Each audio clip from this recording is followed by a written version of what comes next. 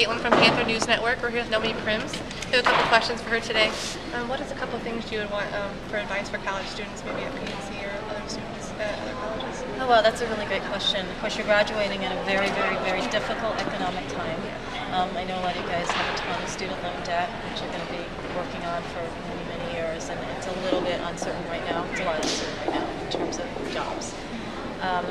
So I think one thing I would advise in all of that is to take a breath when you graduate and everything else, and realize that some of getting a job now is much more related to personal connections, to networking, to reaching out, and also that it doesn't have to be a corporate job, because A, there's not as many, and B, it means you have some freedom now to kind of try to make your own job and find your own way and think about what really drives you. I know you don't necessarily know when you graduate everything that's going to happen and how it's going to go down, but I think it's really important that this time, as hard as it is also can be looked at as freeing in a way. When I graduated college way back, everyone sort of went and got a job at a company.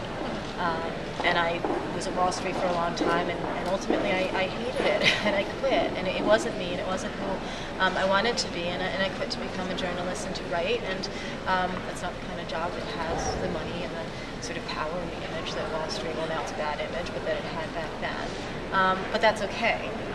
It's okay to do what you want to do and pursue it, and realize that, your heart's as important or more important than what you and your soul than necessarily the kinds of jobs that might have been available so much in the past.